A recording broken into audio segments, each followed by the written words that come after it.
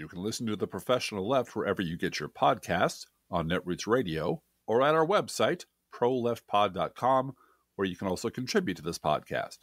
There is a PayPal button on our website, or you can mail us a letter and or contribution at P.O. Box 9133, Springfield, Illinois, 62791. This is the podcast for the week of October 13th, 2023. It's not safe for work. Recorded live from the Cornfield Resistance, where we love to host listeners from far and wide. It is The Professional Left with DRIFTGLASS and Blue Guard.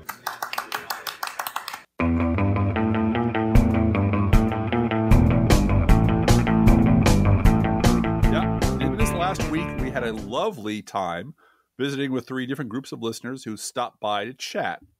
One was from down the block, almost literally. One was from across the country. And one was all the way from England. And it was delightful. We had a ball. That was, in fact, Andy from England, you heard during our introduction over the din of a restaurant here in Springfield.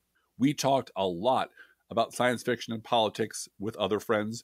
And I was somewhat intimidated because they were pulling things out that I hadn't read in a long time, or their depth of knowledge was astonishing. It's very rare for me to sit there and realize we're with a couple that knows much more and is much more ingrained in the science fiction world than DRIFTGLASS is. Yeah. We learned a lot from them, right? When you drop an E.E. Doc Smith cut into the conversation, which I have read, but I'm like, damn, I thought I was the only other person on earth who still read or knew about E.E. Doc Smith.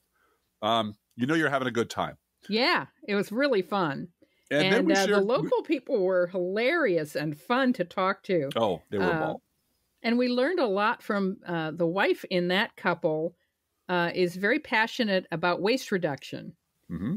And we will never, I don't think, bring home a box of food from the restaurant again. She brought her own Tupperware. Yeah.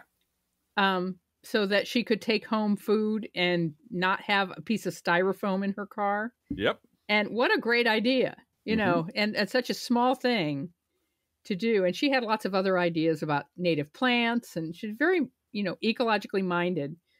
And then her husband was born in Burlington, Iowa. Yeah. Approximately the same place and time as my sister. In this town that I visited 2 weeks ago. Yeah, small world. It's like, really? We're doing, okay, I get it. I don't know what the sign means, but something, the universe is telling me something. It was wild, and he had lived a great life of adventure, librarying, which was very cool. Very, very cool. Yeah, and anyway, Andy from England is just fabulous. I mean, we've been friends with him via email and all kinds of other messaging things for literally years. Yeah. Literally years. And we watched his niece grow up. Yeah. We did. His niece Flo was one of the early internet kitties. She had kitties on her pajamas. If you've listened to us for that long and remember the baby Flo on our internet kitty, she's 13 now because she's now running for PM in England. She could. But we had a great time with Andy. You and Andy really hit it off. And we asked him about, this was so funny, we asked him about the depiction of British people on American television. And his first reaction to that was Wilfred Hyde White on Columbo.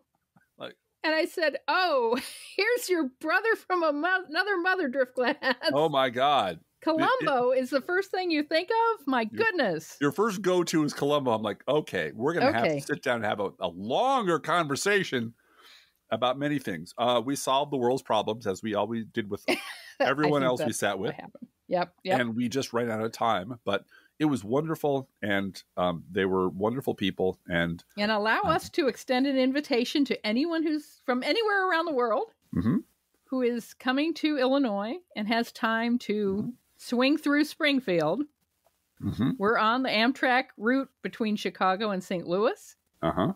And we would love to have coffee or lunch or breakfast or whatever it is that you'd like to sit down and have a chat with us. Just shoot the breeze. We had a wonderful time with all three in 1 week was a lot. Yeah. Usually we have one every 3 months or more or less. And the only advice I give you to anyone visiting us is lower your expectations. Well, Andy came down from Chicago and we told him, he said, so how many days should I plan for Springfield? Like 1.5. Yeah, 1.5. You'll see everything. We'll show you the things. We'll do the things. But it was great. It was great. It was great. Lovely. And we had a lovely meal with him and a good time. Really good time. Yeah. And then, so you're invited. That's what I wanted to say, everybody. You're invited. Come visit. I sent out some feelers today. On the 7,000 social media accounts that we in the biz are forced to have at this moment in time, to Blue Sky and Spoutable and yes, Twitter also, to find out what people wanted to hear about this week. Yep. One listener replied, I know it's going to be tough, but Israel.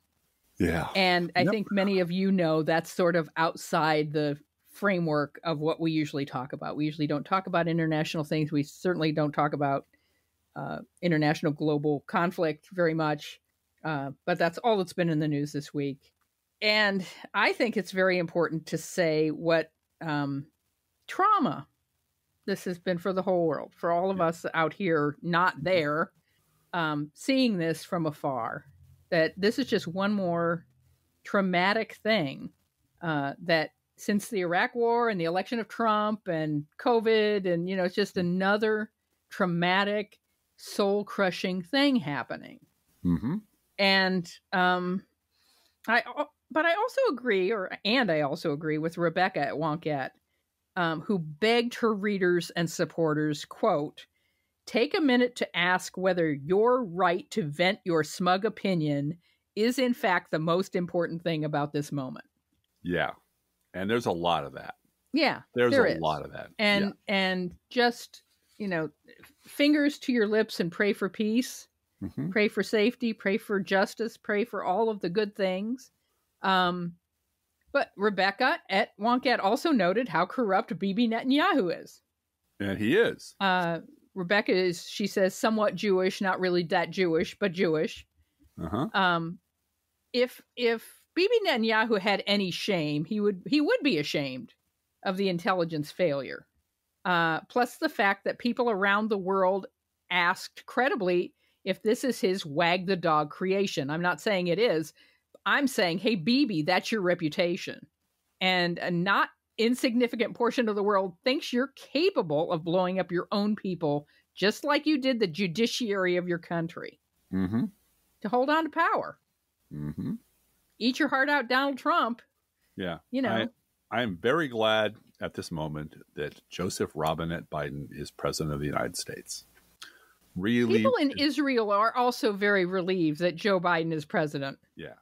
Who really has, and let's all stipulate all the things we have of reservations about Joe Biden and his priors and all the other things. Got it. Check. You're right. I'll check 90% of those boxes. He has been around this game for 50 years. He has known everybody. He knows all the players. He's met with them for years. He knows everyone involved. He knows how to make those phone calls to world leaders to get people to stand down and calm down, and let's let cooler heads prevail. And let's also not pretend this didn't happen. Right. Or that it's somehow, justified. Anything like that. And he really, there was a whole bunch of the usual, like Tim Scott, who was, supposed to be the dead center, God-loving Republican who was reasonable Republican. Yeah. Loves Jesus, loves his imaginary girlfriend, loves them all. Joe Biden has blood on his hands. Oh, come on. This kind of despicable shit from the right. But there was this hue and cry about, why isn't Biden doing more? Why isn't he giving blah, blah, blah? Well, he did all the things. He did all those things, and it didn't shut up the criticism because it never shuts up. But he made an unequivocal stand. He gave a really powerful speech or two, and I am very glad he's president right now. Yep. And shame on our own shameless Republicans in Congress. I mean, they're still blocking military promotions. And the appointment of an ambassador to Israel is blocked. Why? Because blocking Democratic presidents is all they know how to do. It's a habit. It's their goal in life. And I'm sorry. I wish I had more to say than that. I wish I could tell you now at this point, as I have in the past, told you, be kind to yourselves, etc. This is traumatic. I don't think that's going to cut it in this episode. No. This is a horror show. It is. It really is. And we're going to have to, and I'm going to have to, about this issue and this attack, I'm going to have to shut up right now and just ponder humanity in ways that are really not comfortable for me at this point. Yeah. Yep. The thing that I do when I'm feeling despair is look for one way to make the world a better place. Yep. What can I do today to make the world a better place? I'm working on a blanket that's going to go to a stranger. I have a conduit at church through which I can give my craft work, and this blanket will go to someone, and I don't know whether it'll be a foster home child or a nursing home patient or I don't know. And I don't care. It's someone who's needy. It'll go to someone who's needy. Yeah. And that is something that here in the middle of middle America with no political connections, I can do that. Yeah. I can give to UNHCR, the United Nations High Commission on Refugees. I can give $5. That's my limit. That's what I can afford before I start cutting into my medical bills. Well, and there were a bunch of threats against Muslims several years ago. Yes. Right. Muslim mosques and attacks and things like that. And in Springfield, the interfaith community all bundle us all up to go off to the local mosque, to stand in solidarity with them, to sit through a service, to have the leaders of every faith in town practically stand up and give speech, because this is a funeral, and it's a crime scene, and it's a war, and it's an atrocity all at once, and it's ongoing. This is not over by a damn sight. And we, with our little voice out here in the middle of middle America, the best I know how to do is say, how can I help? How can I be of service? What can I do to make the world a little bit better so that this sort of thing doesn't happen? How do I not turn to stone and just give up on humanity and turn my eyes and say, you know what, this is just the world we live in now. Yeah. I don't know the answers to those. I know that the questions are important. The interfaith community in Springfield is tight. In large part, I think, because the rabbis in town are really interested in pursuing that. Yeah. The first time I went to the church that you and I attend now was 2008, an interfaith service where the rabbis in town were there, Catholic nuns were there, and the leaders of the Islamic community were there, and the black churches were there. And it was to commemorate, not to celebrate, but to commemorate the 5th anniversary of the Iraq War. And I was really impressed with the fact that everyone got a chance to speak, that they were all on the same page about praying for peace. The Catholic bishop was not there. No. You mean we have an outlier, folks, here in town. Bishop Pop Rocky. He's a little mashuggy. Yeah. To coin a phrase, yes, he really is. He's just a little mashuggy. But everybody else was there, Yeah. And so find a way to make the world a better place. It can be small. It's okay. Yeah. We have to chip away at evil as we can. And hate and despair. I mean, the enemy is despair. Yeah. In all of this. Well, yeah, the enemy is believing that this is the status quo and it can't be changed, and nothing can alter this horrible spiral we're in. So we might as well just cash in or give up. Well, we were talking with Andy from England about Ireland, Northern Ireland. Yeah. And what is Belfast like today? It's a bustling city. Yeah. Yep. Nobody checks under the cars for bombs anymore because they found a way. Fixed that. They found a way to fix that. Yeah. Yes. Yeah. And then Brexit came along. Well, and Andy did type when I put out the thing on Twitter about what do you guys want us to talk about? And Andy wrote and said, "Is it too late to ask for an hour on Brexit?" Yeah, it's about yes, it is. It's about 6 years too late, Andy. So. 6 years and 20 years too early. Andy says it's going to take at least 20 years to undo Brexit. I All right. firmly believe that. Now, yep. I would like to mention that we actually, in the spirit of we read everybody's mail. It comes in the door. It comes over the transom. It comes in email. We read all of our letters, including the angry letters from people who kind of get pissed off at things that we say and do that don't please them. And you know what? I'm going to go right on doing the things that don't please them or please me. I will learn from my mistakes. I promise to do that. But I got chided, and my dear wife answered in a very loving tone, going, "You're right. We did this," and got a really snapback, harsh letter. This thing that you and I do, Blue Gal, about saying we've always been right about every single thing ever since the beginning of time. Yeah, that's not what we said, but okay. But that is, and we were wrong. Hillary Clinton was not elected in 2016. Yeah. And we got letters saying, and we were confident all through 2016 that Hillary would win. We were. And as were a whole bunch of people. But and we got, a comment saying, "So I guess you don't know everything, do you? Yeah. How come you're talking about remembering You weren't stuff? right about everything for 20 years. Yeah. You don't want to remember that, do you?" Like, well, yeah. Okay. Yeah, fair point. That's great. But here's the other side of that. We worked really hard to get her elected. Yes, we did. We worked hard because we were a split household. Half his household wanted Bernie. Half his household wanted Elizabeth Warren. Yeah. And when both of those people lost, we got behind Hillary Clinton. And I'd like to point out that, do you know who the winningest team in baseball ever is, Blue Gal? No. It won't surprise you. I absolutely don't. Well, this is the Keith Olbermann portion of the show. I'm talking about baseball cards and who I knew in the 1960s. In 1927, it was the New York Yankees. They hold the world's record. Their record during that season was 110 wins and 44 losses. But they lost 44 times. Bunch of losers. Because you know what? They weren't perfect. And the New York Yankees in the 38 or 39, that's actually the number 2 winningest group, also lost 45 games. Also, next some losers. The Cubs in 1906 had a record of 116-36, which is the best winning percentage in the game, but they lost in the postseason, so that brought them down a little bit. Again, they lost 36 games because they're not perfect.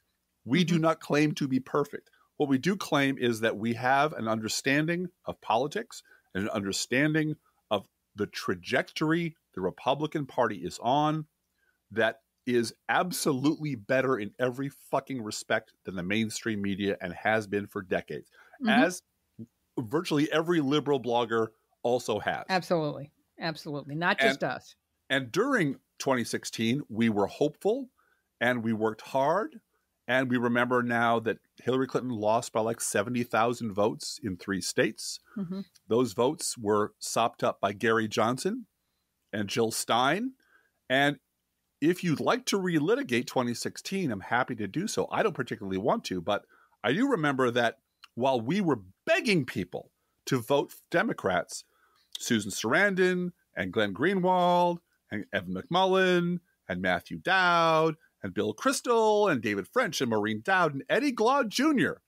and the front page editors of the New York Times and on and on and on and on were like, just don't throw your vote away on these 2 corrupt people. Vote third party. Vote for Evan McMullin. Vote for David French. Write in Ronald Reagan. Whatever you do, don't encourage these 2 corrupt people. The corrupt duopoly is what it is. The corrupt duopoly was the phrase that pays, and disruption. We disrupt the corrupt duopoly. And Eddie Glaude Jr. stands out in my mind because he was in Time magazine saying, "I'm not voting for either of these people. I'm voting for Hillary." This is a corrupt system. Day after Trump wins, white people let me down. How can white people do this? And you know what? For his sins, he was punished by everyone forgetting he ever said that and getting a permanent gig on Morning Joe. So what we were doing at the time, I lost my deep and long-standing friendship with Matthew Dowd over this.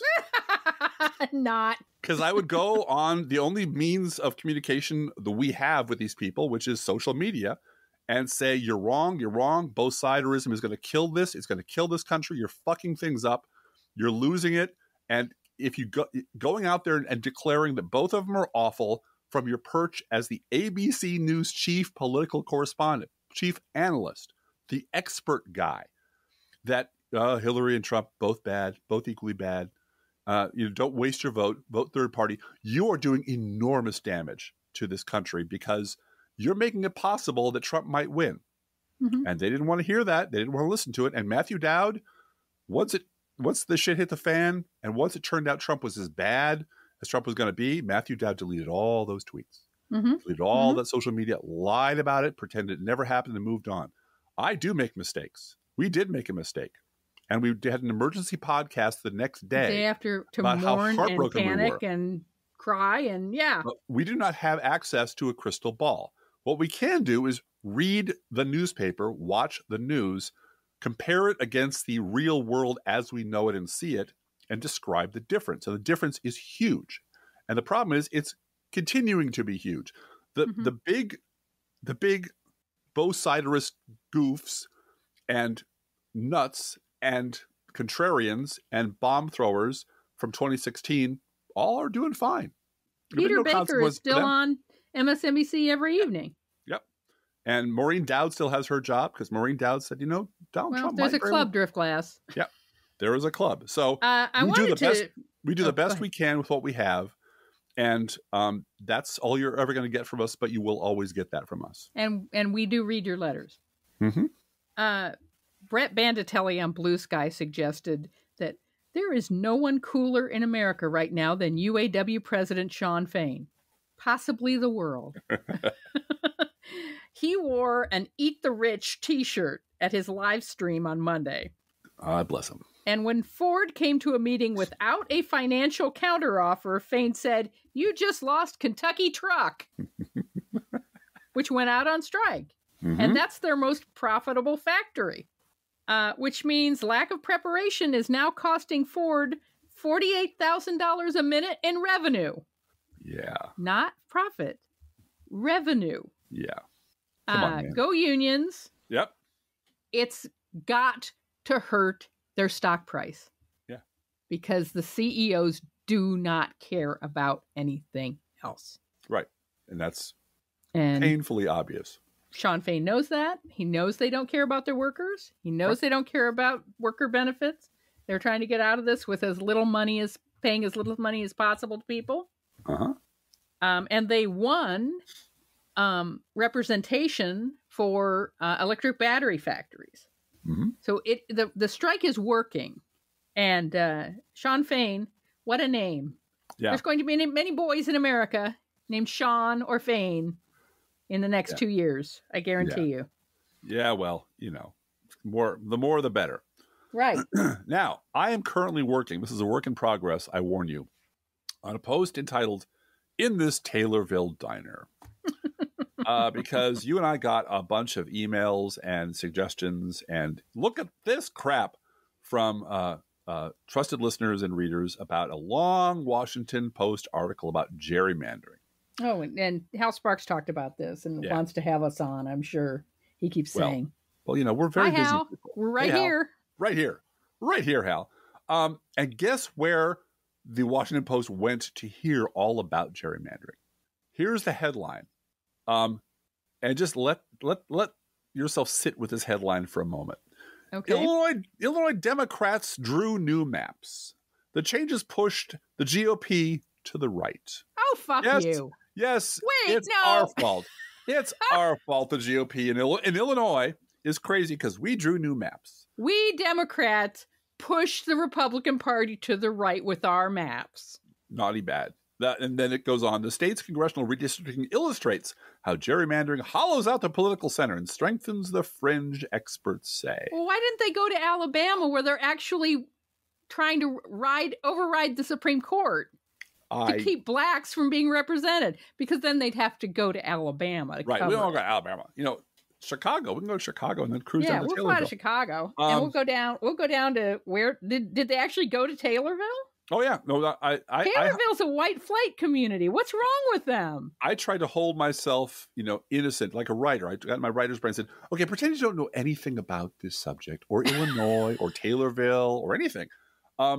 This article's headline screams to me that Illinois specifically must have a very real and distinctive Illinois problem to warrant them dispatching the Washington Post's, quote, senior correspondent covering national and international affairs, Kevin Sullivan, and Clara N.C. Morse, who is something called a data intern, all the way from Washington, D.C. to the continental interior where we live, in this Taylorville diner. And where do they go, and who do they talk to get the real inside dope on gerrymandering? Well, you know what? They don't skimp.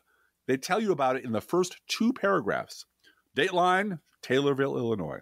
Quote, Taylorville is a white flight community outside Springfield, everybody. Yes, white flight. Quote, and this really isn't New York Times pitch bot. This is the actual article. Yep.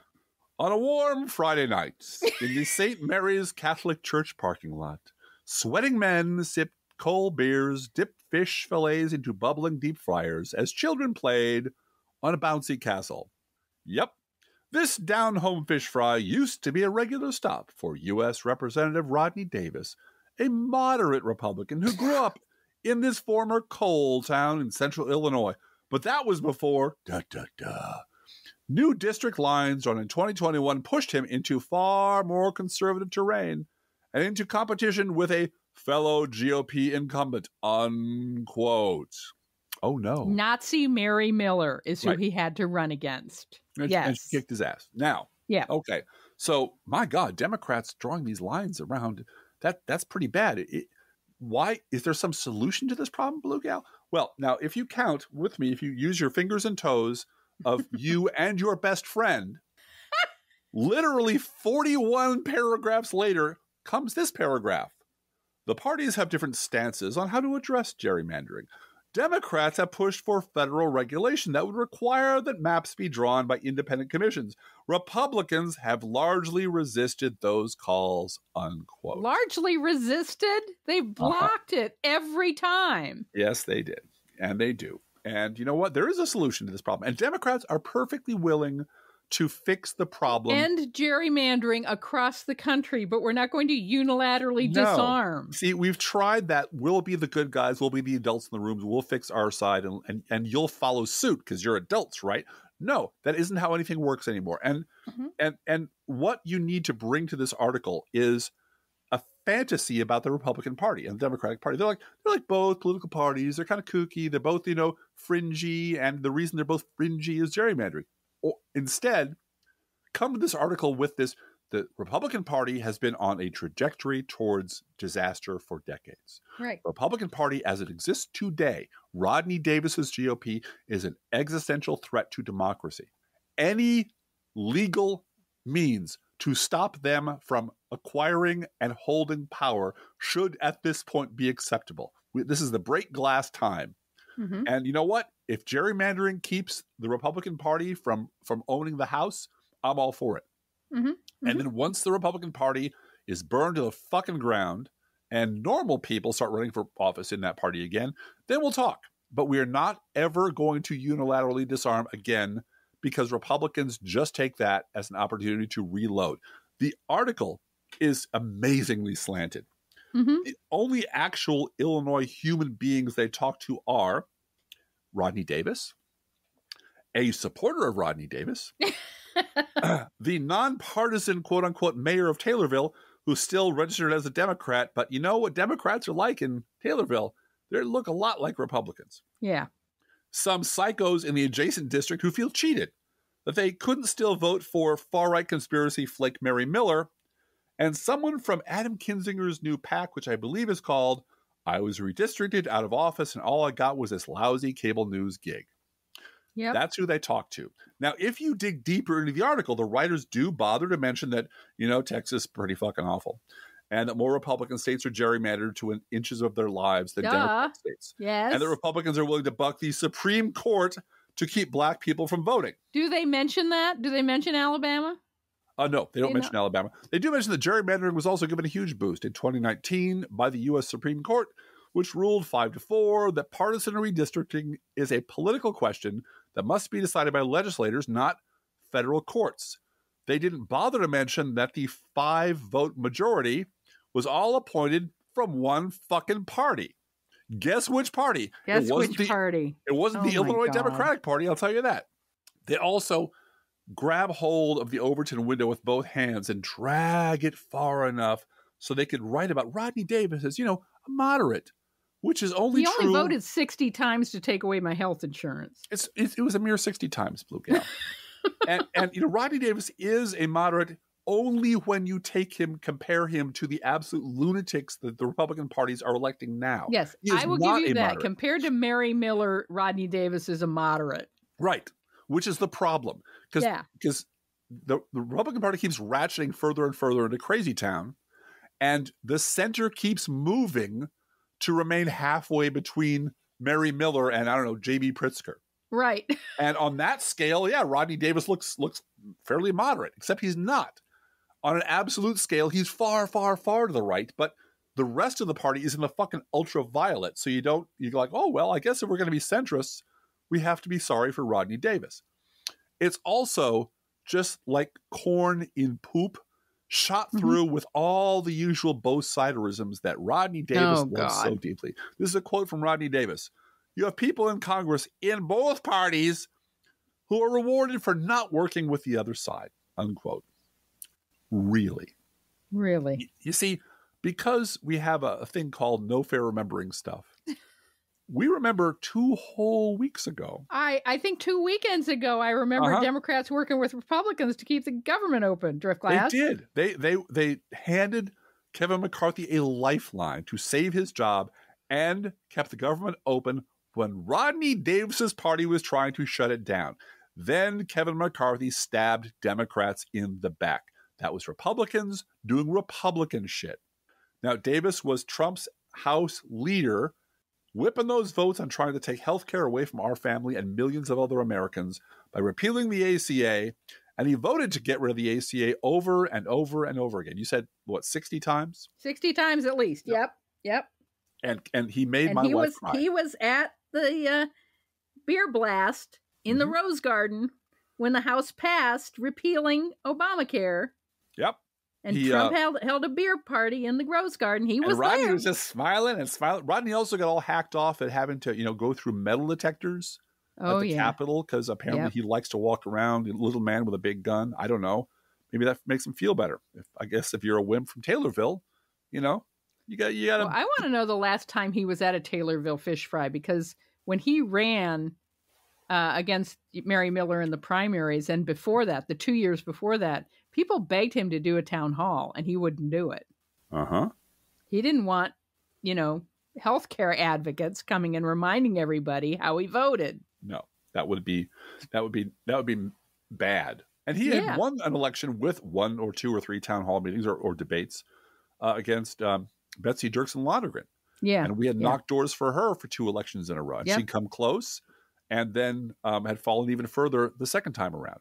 Yeah, and so I'm happy that Rodney Davis isn't my congressman anymore. If that makes me a bad person. We have a Democratic congresswoman now.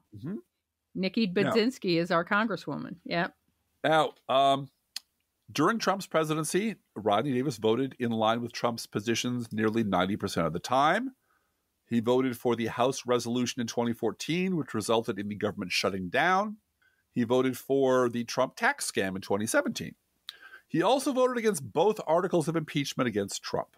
Now, in November of 2021, Rodney Davis voted against censuring his good friend Paul Gosar, who was the Republican shitbag who had shared an animated video of himself killing a former member of Congress, fellow member of Congress, and assaulting the President of the United States. When a majority of the House voted to censure Gosar, Davis went out of his way to criticize Nancy Pelosi, saying that she had torn the fabric of this house apart. Why does she need to be so Paul Gosar partisan? didn't do that by threatening the life of Alexandria Ocasio-Cortez in a cartoon. No. But, and the funniest, and to me the most telling part of this article, the sort of like, you got to understand the psychosis of the right. The sort of, in their brain, it's always the Democrats' fault. There was an interview with a Mary Miller supporter who is no longer in her district. He's very sad because she got districted away from him. And it was His name is Jack Turner, and he's the mayor of Oakland, Illinois. And he said her extreme wingnut politics represented Oakland really well. And, quote, that was taken away from us, and I think that's unfair, unquote. So he knew this crackpot. He liked this crackpot. He liked having Mary Miller as his congresswoman. Yeah, redistricting took her away from us. Yeah. And yet he turns around and says this, quote, now you're either way left or way right. There used to be a middle road, and the middle road was fine. Why does it have to be this extreme, unquote? Oh, my God.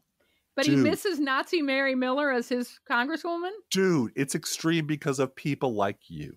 Yeah. Because of people like you. You want her up on that wall. You need her on that wall. And you feel cheated she's not up on that wall, but wonder why. What happened to everybody? Why is everybody so extreme on both sides, DRIFTGLASS? Well, I'll tell you why. Because it's always got to be the Democrats who are the adults, Blue Cow. It's Republicans who get to shit the bed, and Democrats' job is to clean it up. That's nature's order of things. The order of things, yes. And when that order is disrupted, Mayor Jack Turner does not understand why he's been cheated of his vote. Now, the things the article doesn't talk about is the wider context of the Republican Party in America today. For example, in Wyoming, Liz Cheney's state, there is no gerrymandering because there's only one goddamn congressional district. Mm-hmm. And so she wasn't gerrymandered out of office. The Republican Party of Wyoming got rid of her and replaced her with Harriet Hageman, who's a lunatic, who's not right. She carried a lasso to the vote yesterday. Yeah, because she's the one, and she is a complete nut job. Yeah. Now, if you look like at our statewide politics here, who ran against J.B. Pritzker in the last election? Darren Bailey. It was not a reasonable centrist Republican Rodney Davis type. It was Darren fucking Bailey. The Republican Party nominated him. The Republican Party tried to elect him, and he was terrible. We had a Republican governor in office before J.B. Pritzker. He was terrible. We went without a state budget for 2.5 years to bust the state unions, the employees union in the state. Our senator, the senior senator from Illinois, Dick Durbin, is boring as fuck. He's as centrist as they get. He's from downstate. He's not some big Chicago politician. No, he's from Rodney Davis's old district.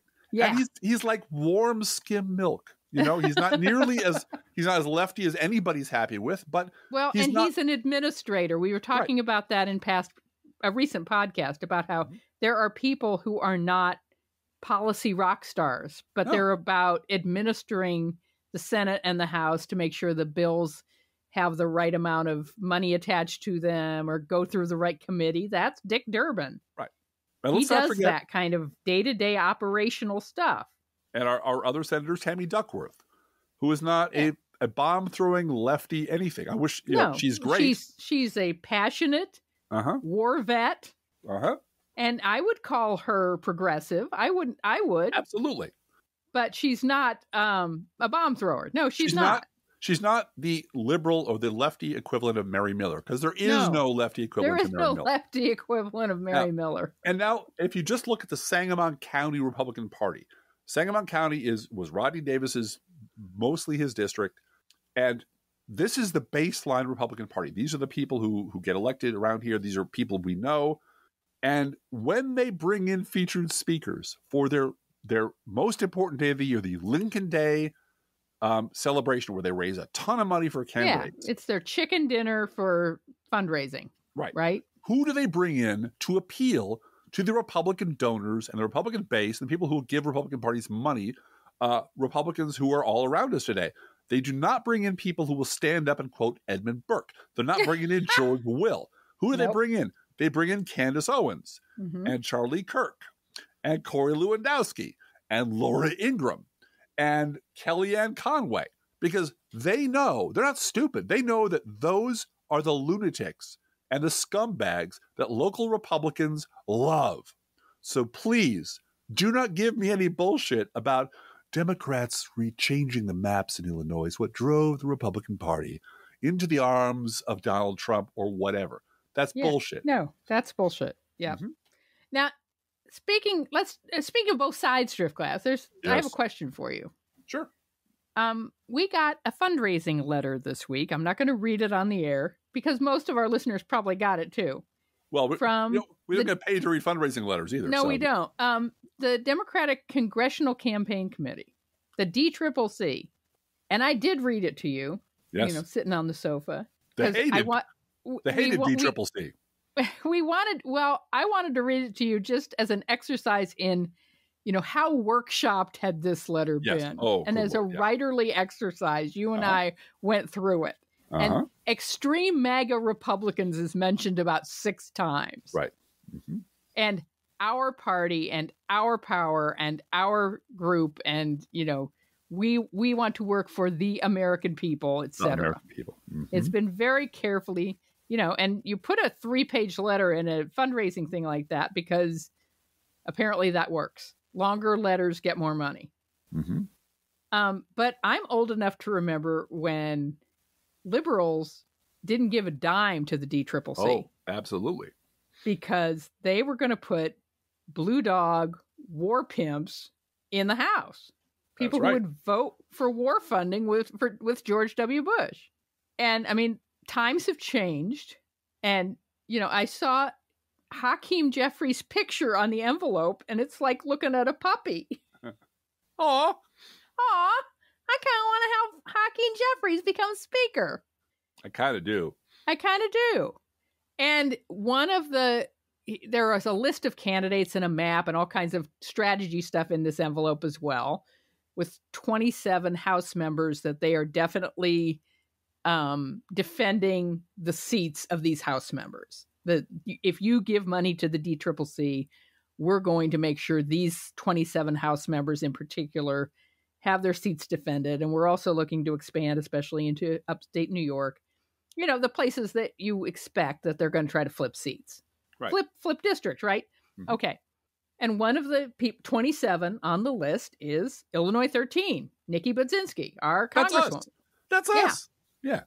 So, that's one of the reasons we got this mailer. It's because I'm sure it's sent in a very concentrated way to people in those 27 districts so that you'll look to see if your congressperson, oh, look, it's our congressperson. But I wondered about that. How do you feel about next month, our $5 going to the DCCC? You think that's a good investment, or do you think some other way?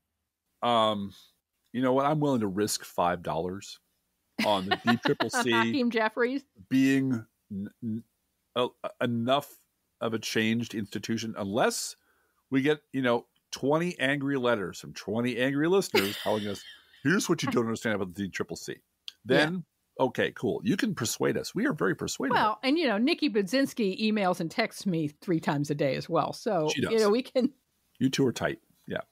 Not in any specific way, but I do think I'm on a list for J.B. Pritzker because I get invited to, I've been invited to the $250 a plate Democratic state fundraiser in Chicago. Yeah.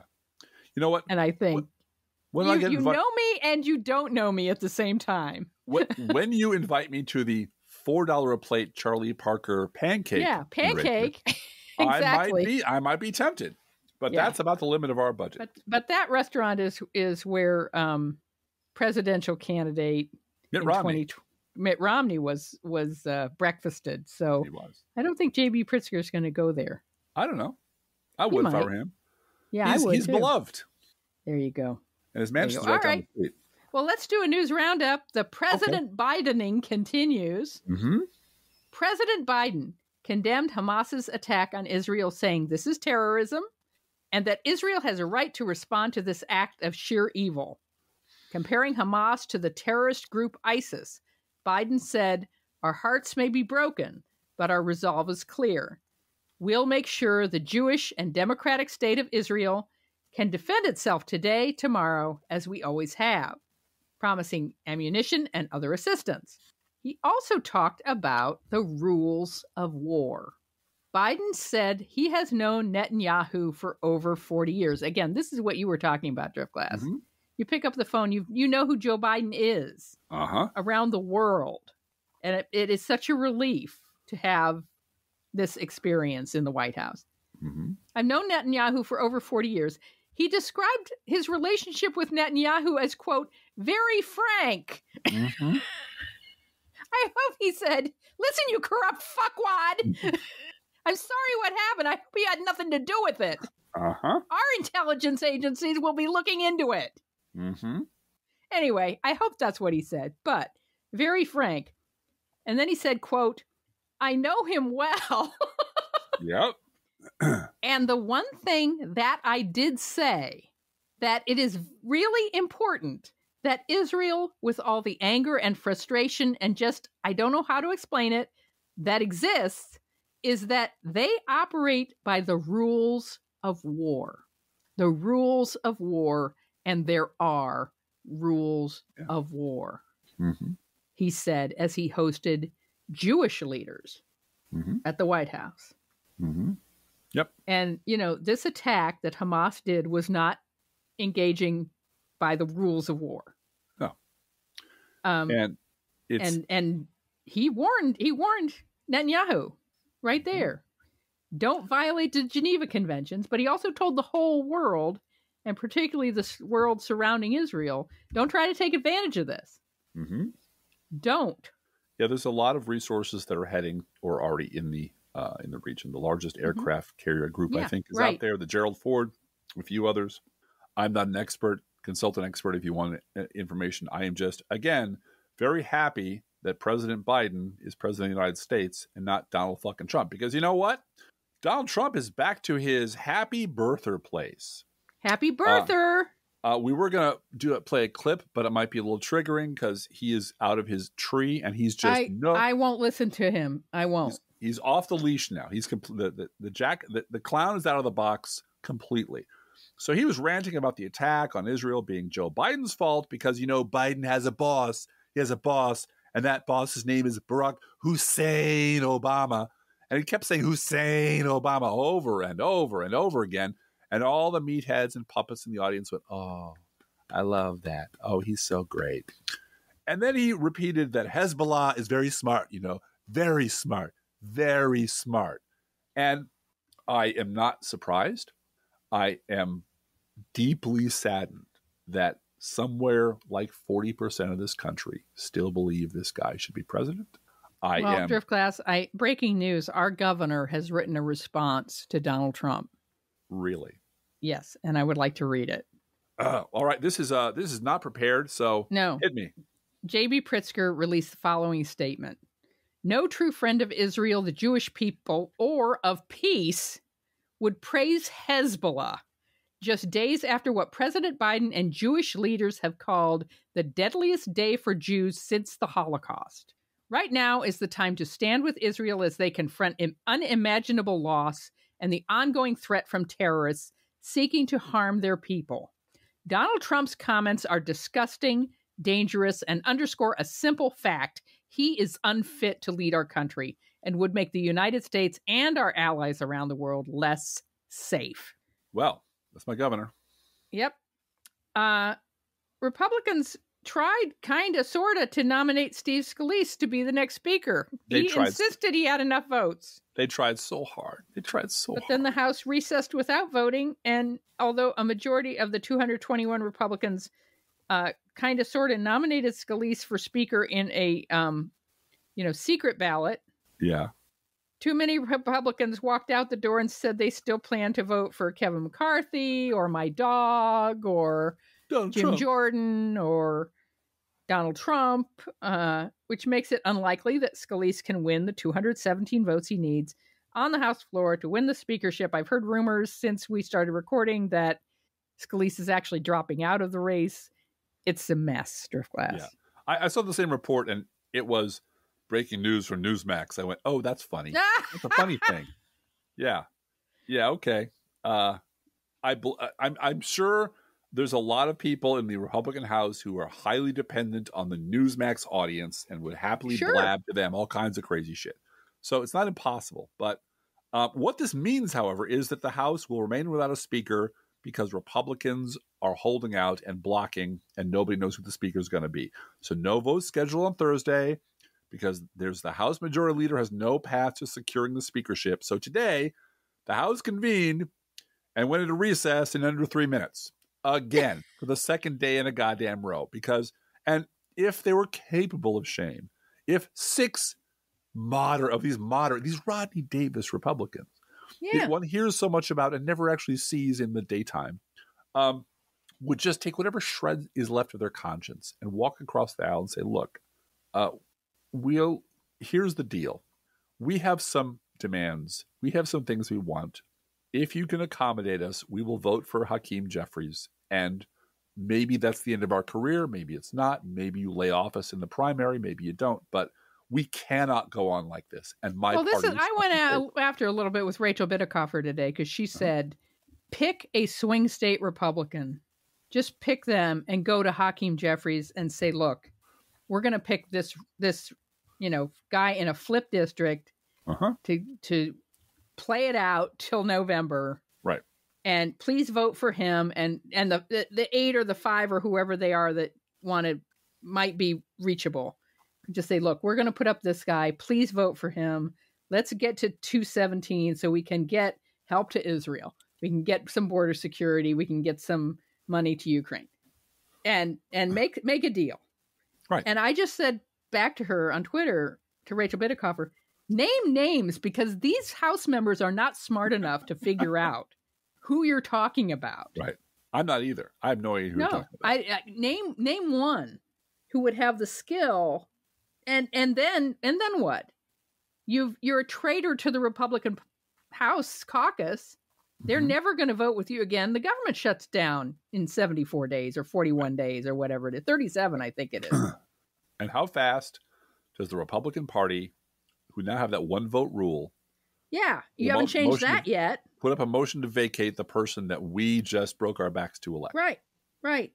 And then Kevin McCarthy goes on the Sunday shows and says it's all Democrats' fault. Yeah. No, again, it's Illinois gerrymandering. I keep telling you, dude.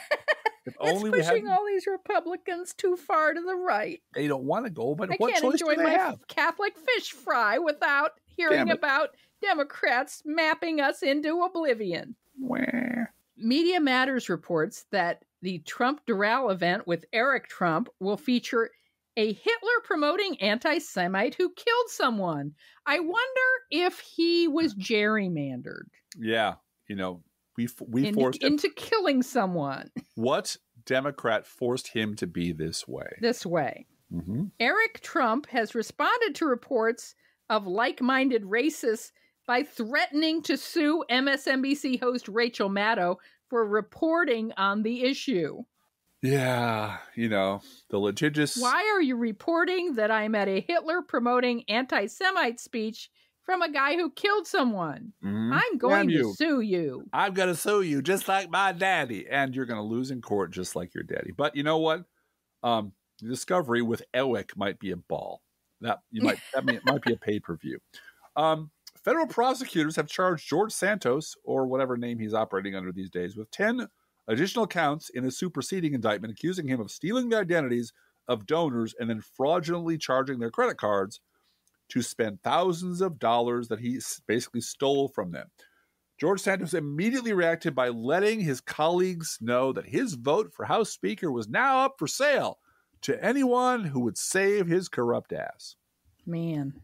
Yep. And did you see where Fetterman is now calling for Menendez to just be ejected from the Senate? Yeah, grab him by the scruff of the neck. Because he's a foreign agent. Yeah. We just can't have him in the Senate. And so out he goes. Through the door, out the window. Yeah. But here's George Santos saying, yeah, I'll vote for House Speaker for anyone who won't eject me. Yes. All right. The President Biden's administration plans to ask Congress to approve a funding package for Israel, Ukraine, Taiwan, and U.S. border security. Lawmakers in both parties have pledged to send funding to Israel, but additional help for Ukraine will likely come down to a far-right group of conservatives in the House, despite bipartisan support in both chambers. Yeah.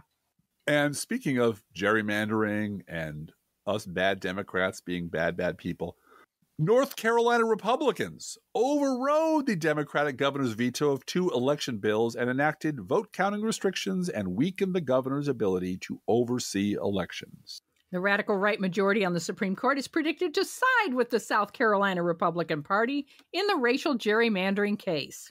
And just across the border from Illinois, Wisconsin's Republican Assembly leader Robin Vos is refusing to back down from possibly impeaching the newly elected liberal state Supreme Court justice over her refusal to step aside in a redistricting case. Yeah, he's looking worse and worse and worse. Our colleague Capper at Crooks and Liars writes about this.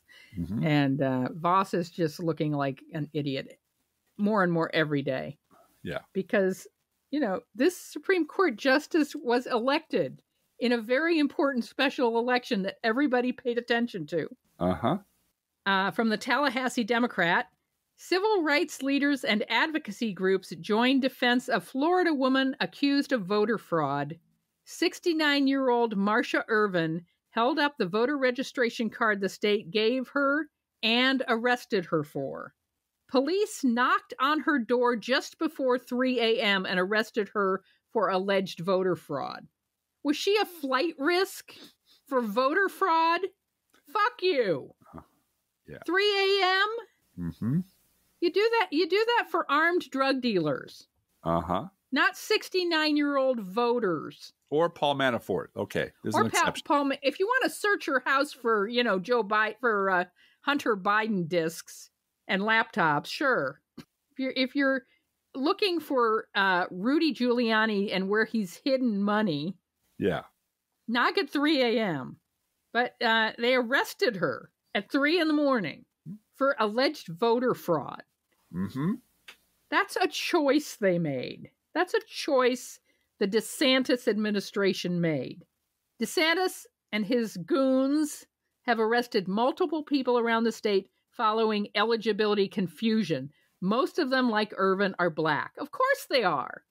You can't see it because this is audio only, but this is my shocked face. My utterly shocked face. Bigot. All right. Each week we post to our Facebook page and website an Internet Kitty sent in by you, the listeners. This week's Internet Kitties are KK and Stitch, who belong to the science fiction people from Tacoma, who had coffee with us this past weekend.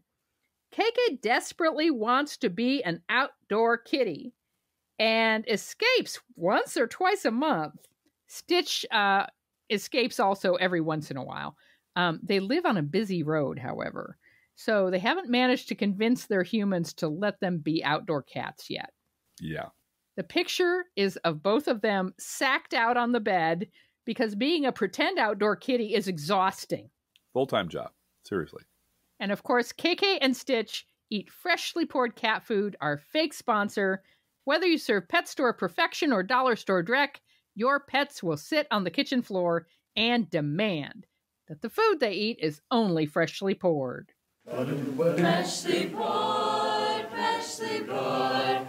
Oh my Lord, it's freshly poured.